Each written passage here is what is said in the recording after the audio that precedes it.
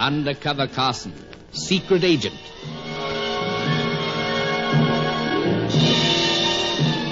Operation Deathray, an assignment in Rio.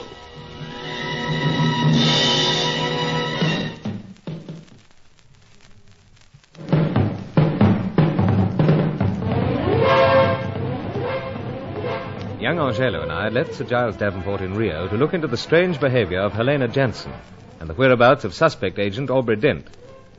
With the dour American flyer Herman Nagel, we were flying east towards the hideout of Chaco, the evil genius of the piece. It seemed that the Deathray was now in operation.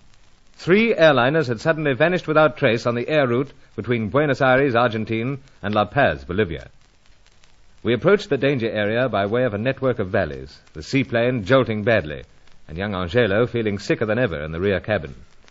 Then we had to rise up over the end of a valley.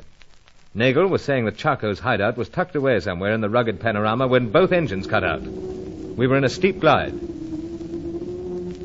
It's the Deathray, Carson. The Deathray. But how? I don't know, except that it's thrown the ignition out of plumb. Yet we're miles away from the actual hideout. Yeah, but not so very far from that jungle below. Yeah, but we'll keep diving till we get right into that valley ahead. Crash land there, you mean? Crash land in that jungle. Use your head, Carson. Well, then what? I aim to get the motors going again.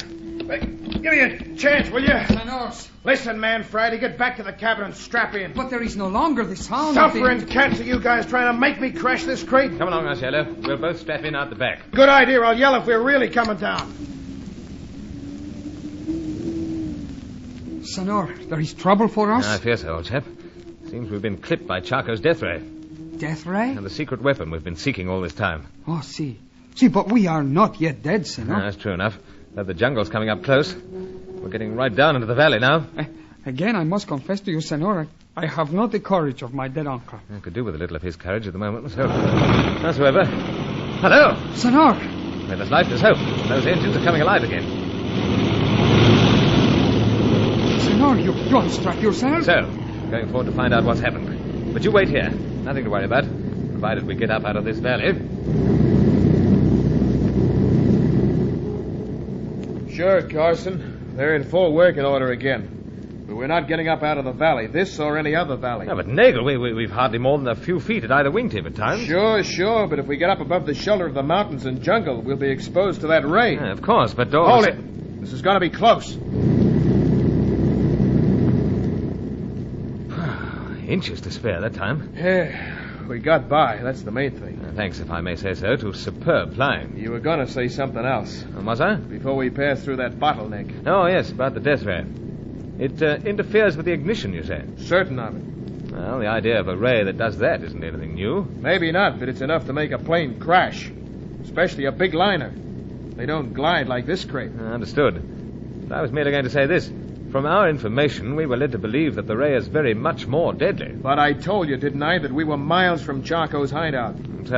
So you got the ray at extreme range only. Oh, so that's it. That's what I figure, and I figure a lot worse would have happened to us if we tangled at close range.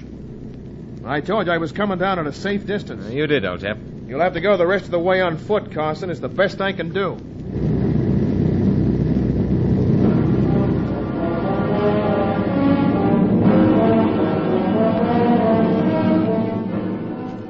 With a disturbing nonchalance, Herman Nagel piloted the plane from one valley to another, all the time keeping us down behind the mountain tops, missing death by what seemed to be fractions of an inch, and all the time bringing us nearer the heart of the darkness, as Sir Giles put it. But the assignment was far from the lights of Rio now, far from the chatter and rhythm of that lovely city's night spots. We flew over many stretches of water, but some were too fast-moving, others too full of snags. Eventually, the lynx-eyed Nagel found a spot, and down we came, gliding to a halt, almost in the jungle itself. Well, there you are, Carson, down on the ground. I don't know just how close we are to Chaco's place, nor how the heck we're getting up out of here. No, but we will get up, old chap, especially after the exhibition you've given us this last 2 hours. I got no time for bouquets, bud. Credit where due.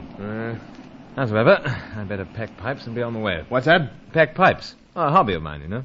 Oh, yeah, them pipes. Yeah, you're a bird, all right. A bird watcher. Another hobby. Well, I don't envy you the bird you're setting out to watch now. I'm sorry I ain't coming along further with you. Oh, hardly expect that. Besides, someone must stay here to watch the plane. Apart from the plane, Carson, I wouldn't be coming along. Wouldn't look so good if Charco spotted me in your company. You know, old chap, I have the feeling that either you've fallen out with Charco or... Quit prying. Old chap cannot help but be curious. Quit prying, I said. Well, if you're going to be violent about it, I'll quit by all means. I got my reasons. Haven't we all?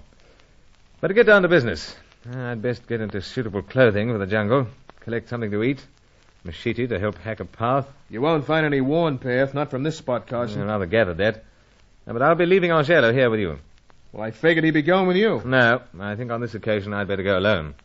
Or is it you're afraid I might skip and leave you? Perish the thought. The trusting type, huh? In your case, Nagel, yes. Senor, Oh, there you are, Angelo. I overhear what you say. You say that you proceed to greater danger alone. So, you wait here with Nagel. It is your wish, perhaps. But that is not the wish of my dead uncle. Not? Well, how so? Senor, when he breathes his last, lying there, welcoming death as if it is a friend, he extracts a promise from me. When the danger is greatest, then I must be at the side of yourself or His Excellency.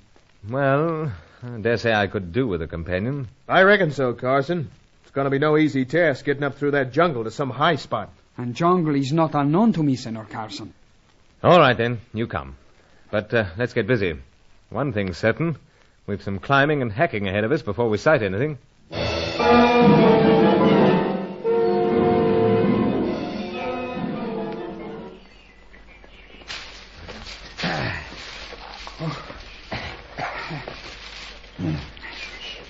Oh, have a spell here, Angela. Si, senor.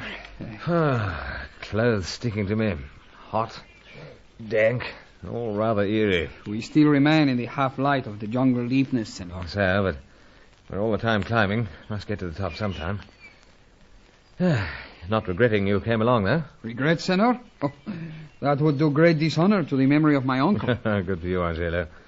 As Sir Giles said back in Rio, you're turning out to be every bit as good as that intrepid uncle of yours, but... up on feet again. At once, senor. Now, on with the job.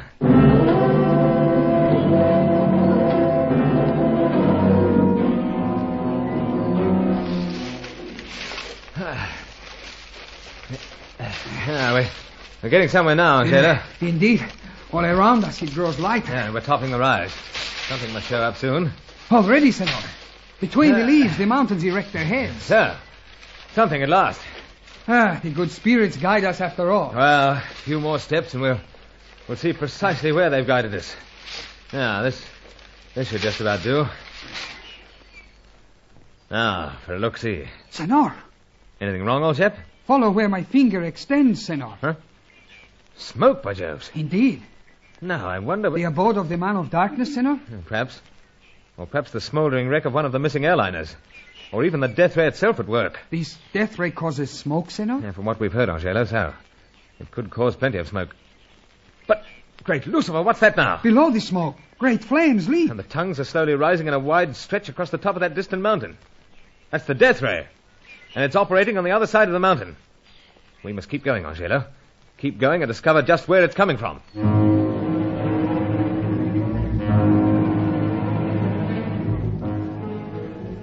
It was a longer struggle than I expected.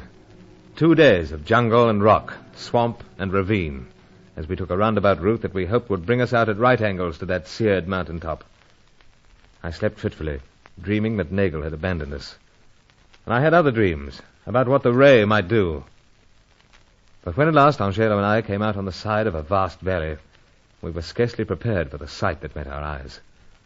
All around was a sullen silence. And no wonder. Is this the work of the weapon of death, senor? It is, Angelo.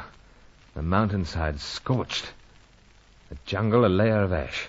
Square miles destroyed, almost. And yet, on this side of the valley, there is no sign of the destruction. No, Angelo. For the simple reason that Chaco's headquarters are here somewhere. Closer than we expected, perhaps. He is in league with the evil spirits. I cannot keep out great fear, senor, when I think that we visit his abode. No, you won't be, old chap. What? But, senor, I cannot abandon No, it's not you. a question of that. We don't want Nagel thinking that we've been done in and so go buzzing off. Besides, someone must return to Sir Giles, to civilization, with the location of this nest of death. But, senor... That's enough, old chap. All decided. My hands are a bit shaky and grimy, but I'll write out a report on all that we've found. You'll take it back to Nagel. I'll push on alone.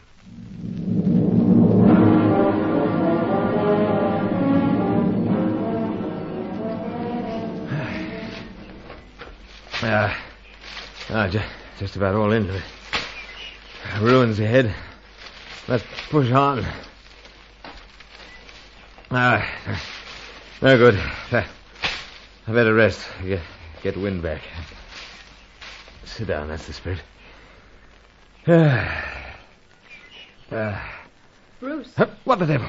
I've been wondering when you'd turn up again. Sally. So you're here too. But I'm not Sally. No, we know all about that. You're Melinda Cowan. So you found out? So?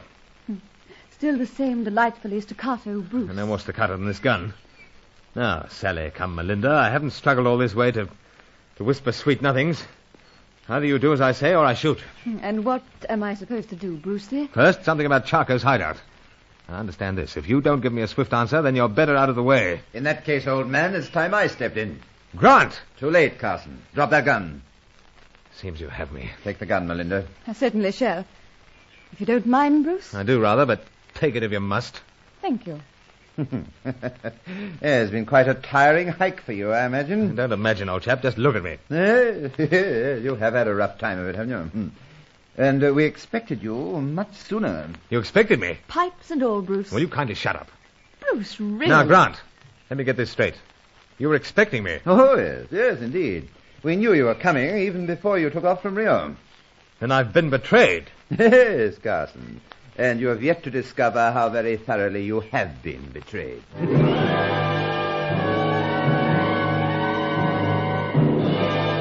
So, there it was again. The former Sally Bruin and Grant, Sir Giles Davenport's double-crossing friend, led me towards the ruins where Charco had set up his headquarters. It seemed that Herman Nagel was the latest traitor in Operation Deathray.